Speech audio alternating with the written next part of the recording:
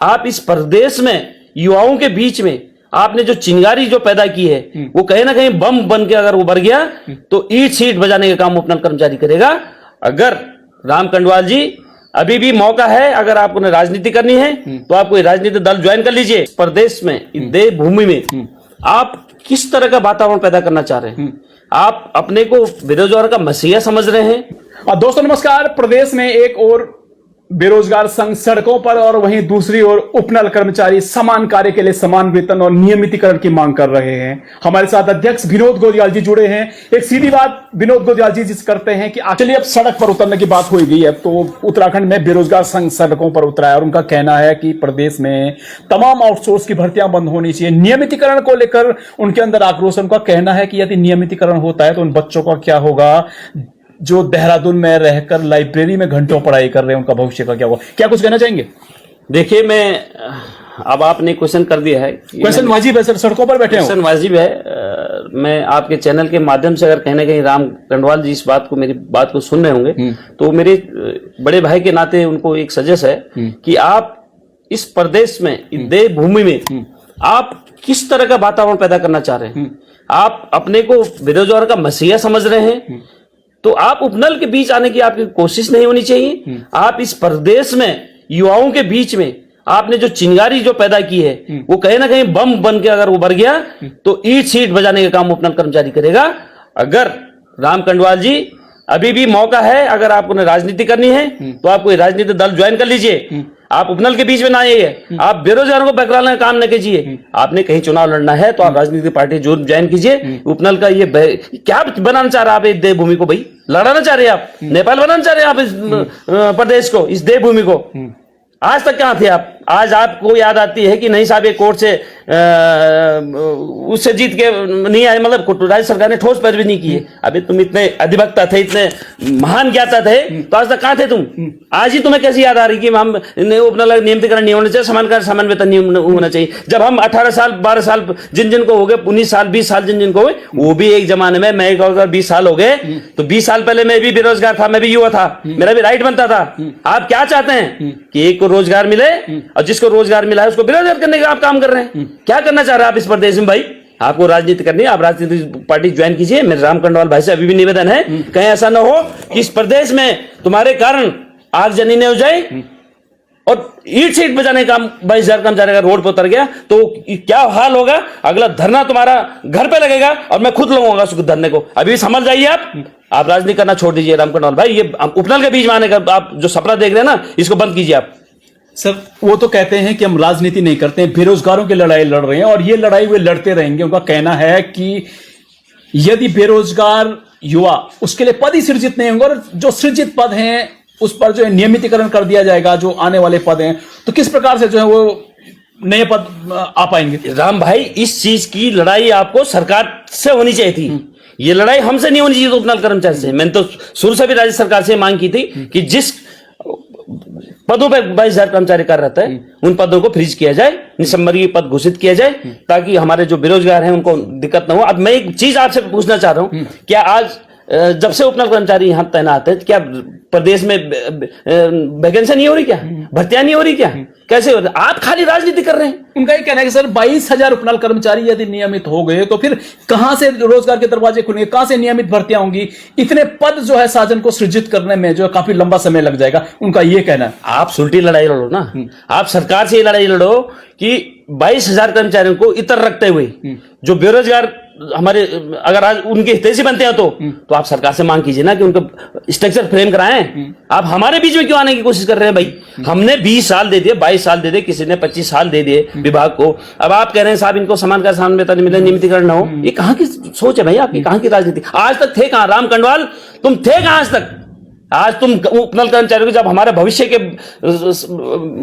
का मामला है, हमारे बच्चों के भविष्य का मामला है, जो राज्य सरकार एक हमारे मांगों पे ठोस पैरवी कर रही है और हम कर रही है, आज आपको याद आ रही है कि इनके पद सृजित नहीं होनी चाहिए, इनको समान कार्य समान वेतन नहीं मिलना चाहिए। तो ये सोच लो, ये उपनल कर्मचारी राज्य सरकार से हट करके मैं तेरे घर पे आके तेरे ईट सीट बजाने का काम करूंगा। वो चिंगारी आप सुनाने काम कर रहे हैं, उसमें बताना, अगर गोला बन गया तो इस प्रदेश की क्या हालत होगा। मैं ये सारा ठीक रहा राम भाई, तुम्हारे सर पड़ेगा। मैं भी बता रहा हूं, तुम समझ जाओ, गोयल जी, तुम समझ जाओ। अगर 22,000 कर्मचारी तुम्हारे विरुद्ध रोड पे अगर उतर गया तो क्या हर्ष होगा इस प्रदेश का? तुम क्या नेपाल बनाना चाह रहे हो इस प्रदेश को?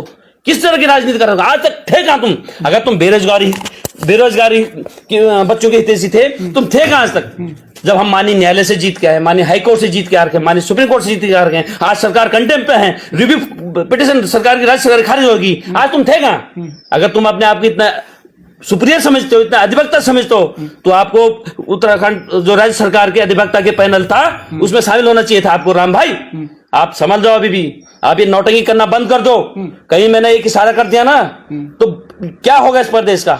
वो तो जब धरने के दौरान आपने वो आग सुलगाई ना, वो चिंगारी छोड़ी थी, वो तो अगर मैं अपने लोगों को रोकता नहीं तो ये धरना कहां का कहां पलट जाता। राम भाई, मैं आपके चैनल से, राम भाई अगर देख रहे होंगे और उनके उकसाने वाले जो उनने उनको उकसाया है वो अगर सुन रहे होंगे मेरी बात को, तो ध्यान रखना, विनोद गोदियाल छोड़ने वाला नहीं है, मैंने बता दिया। सर मैं गोयल जी मैं जानना चाहता हूं जी, गोयल जी मैं जानना चाहता हूं कि बड़े बड़े जो सिविल वॉर हुए हैं उनको एक राउंड टेबल बैठ के सेट किया गया मामला, क्या उनका विरोध है, क्या तमाम चीजें, क्या एक टेबल पर बैठकर राम कंडवाल और विनोद गोयल एक टेबल पर बैठकर क्या सामंजस्य नहीं निकाल सकते? उनकी समस्याएं क्या हैं भाई, आखिर क्या चाहते हैं? और उपनल के जो कर्मचारियों के नियमितीकरण से उनको क्या प्रॉब्लम है? तमाम जो मेलजोल है, कंक्लूजन निकाल नहीं सकते राउंड टेबल बैठ के। मैं उसके साथ राम कंडवाल होता कौन है मेरे सामने बैठने वाला यार? राम कंडवाल क्या है? मैं क्यों बैठे राम कंडवाल के साथ गोल टेबल पे? राम कंडवाल मेरे भविष्य सुधारने वाले व्यक्ति थोड़ी है, या 22,000 कर्मचारी के निर्णय करने वाले राम कंडवाल थोड़ी पैदा होता है। राम कंडवाल अपनी राजनीति करनी है, बेरोजगारों को बरगला करके जो तूने राजनीति करनी है, जो तूने बेरोजगारों को बरगला कर सड़क पर बैठाना काम किया है, ये काम करना बंद कर दे भाई। आप उनकी लड़ाई लड़ो, जो आपने करना है वो करो। आपको फिलहाल 22,000 कर्मचारियों के बीच आने की जरूरत नहीं पड़ेगी आपको। मैं आपको बता दूं, जो आपके उकसाने वाले हैं, जो आपको आपके कंधे पे बंदूक रख के फायर करने वाले हैं, मैं बता दूं, अगर ये फायर अगर गलत जगह चलेगी होगी तो कितना का नुकसान होगा, ये भरपाई कौन करेगा ये मुझे नहीं पता। राम कंडवाल कहते हैं कि उपनल कर्मचारियों से उन्हें कोई दिक्कत नहीं है, उन्हें दिक्कत नियमितीकरण से है, उन्हें दिक्कत इससे है कि जो कर्मचारी विदाउट सैन्य बैकग्राउंड के होते हुए जो है उनको विभाग में ले लिया जाता है एक बड़ी संख्या में, उनका कहने की समस्या ये है, उपनल कर्मचारी टारगेट नहीं है उनका। देखिए, हमने बड़ा संघर्ष के दौरान हमने बड़ा संघर्ष किया है, आज तक नहीं, हम शुरू से संघर्ष कर रहे हैं अपने हितों की लड़ाई लड़ने के लिए, और संघर्ष हमारा इतना रहा कि आज उस संघर्ष का इतना प्रतिफल हमें मिला है कि राज्य सरकार को भी हमारी न्यायोचित मांगों पर विचार करना पड़ा। और जहां तक आप कह रहे हैं कि ये उपनल जो है एक्स आर्मी वालों के लिए बना था, निश्चित तौर पे बना था, मैं इसमें दोहरा ही नहीं है। 2004 में जब इसकी बताया गया कि जो हमारे उत्तराखंड के नेता हैं उन्होंने जो है अपने मन के हिसाब से वहां भर्तियां कर दी। देखिए, मैं मन के हिसाब से मैं आपको कह रहा हूं ना, 2004 में इसका गठन हुआ था। बेसिकली मैं भी मानता हूं इस चीज को कि पूर्व सैनिकों के हितों के लिए, रक्षा के लिए गठन हुआ था। ये विनोद गोदियाल ने थोड़ी इसको सिविलियन कराया यार, ये तो राज्य सरकार का फैसला है। राम कंडवाल कौन होता है इस फैसले को पलटने वाला? ये तो राज्य सरकार का नीति है। ये तो जो सरकार आई है उनकी नीति में ये बातें रही गई कि कुछ हम अगर आर्मी बैकग्राउंड के नहीं अगर उपलब्ध हो पा रहे हैं तत्काल, तो उनको सिविलियन के लिए खोल जाएंगे। क्या सिविलियन इस प्रदेश के बच्चे नहीं थे क्या सिविलियन के बच्चे बेरोजगार नहीं थे क्या? अब तय करने वाला राम कंडवाल कौन होता भाई? उनका कहना है कि इससे जो उपनल है उसमें नंबर ऑफ जो एम्प्लॉयज है उसकी संख्या अधिक हो गई। अधिक एम्प्लॉयज होने से नियमितीकरण का दायरा बढ़ गया और रोजगार का जो सोर्सेस हैं, जो नियमित भर्ती उनकी, वो घट गया, उनका रेशियो घट गया। तो आपको तत्कालीन सरकार के खिलाफ धरने में बैठना चाहिए था ना। आपको आज याद आ रही है कि एक्स आर्मी का कोटा कम हो गया, सिविलियन का ज्यादा हो गया। तो राम भाई, अगर आप इतना विद्वान हो, इतना विद्वता रखते हो, तो आपको तुरंत उस सरकार के खिलाफ उतरना चाहिए था। आज पता चला आपको कि रेशियो कम हो गया, ज्यादा हो गया, आप तब क्यों नहीं उतरे सड़क पे? आज आपको उतरने की जरूरत क्या पड़ी? ये सवाल आप उस समय करते ना, जब ये सारी व्यवस्थाएं हो रही थी। आपको ये सवाल तब करना चाहिए था कि नहीं साहब, ये गलत हो रहा है। आज जब हमारा नियमितीकरण हो रहा है, जब हम मानी कोर्ट से जीत के आ रहे हैं, जब मानी हाई कोर्ट से जीत के आ रहे हैं, जब मानी हमारी राज्य सरकार ने एक पॉजिटिव हमारे लिए सोच दी, आज आपको अचानक आपको 10-20 तारीख को याद आ जाती कि नहीं साहब इसमें झोल है, नहीं साहब इसमें रेशियो बराबर का नहीं है। क्या चाहते हैं आप? क्या समझ रहे हैं आप? देखो हम क्या राम कंडवाल कहते हैं हम तुम्हारी समझ नहीं, तुम किस तरह की ओछी राजनीति कर रहे हो। हमें नहीं पता क्या ओछी राजनीति हो रही। आज तक थे तुम कहां भाई? ये बताओ, तुम थे कहां आज तक? आज उपनल के गठन होते हुए 24 साल हो गए। 24 साल में आप या तो आपको समझ नहीं थी, अब आपको समझ आ रही इस बात को। आप इस राजनीति करना छोड़ दें। और मैं राम भाई अभी भी कह रहा हूं, टेबल बजा के, उपनल कर्मचारी के बीच में आने की जरूरत नहीं है। अगर उपनल कर्मचारी के बीच में आने की जरूरत पड़ेगी तो मैं ईंट से ईंट बजाने का काम करूंगा। और वो 22,000 कर्मचारी जिस दिन रोड पे उतर गया, वो हर्ष क्या हुआ तुम्हारा ये मैं भी नहीं जानता हूं, जिसकी सारी जिम्मेदारी राम कंडवाल की होगी। मैं कल तक आपको भाई कह रहा था, ये हमारे जो भविष्य के साथ आप खिलवाड़ करने की कोशिश कर रहे हो, हमारे बच्चों के भविष्य के साथ आप खिलवाड़ कर रहे हो। हमने जो 16 दिन हमने जो वहां रोड पे बैठ के दिन रात एक कर, हमारी मातृशक्ति वहां बैठ के खुले आसमान के नीचे जो हमने संघर्ष किया है, आज उसका प्रतिफल है। आज उस पर पानी फेरने का काम कर रहे हैं।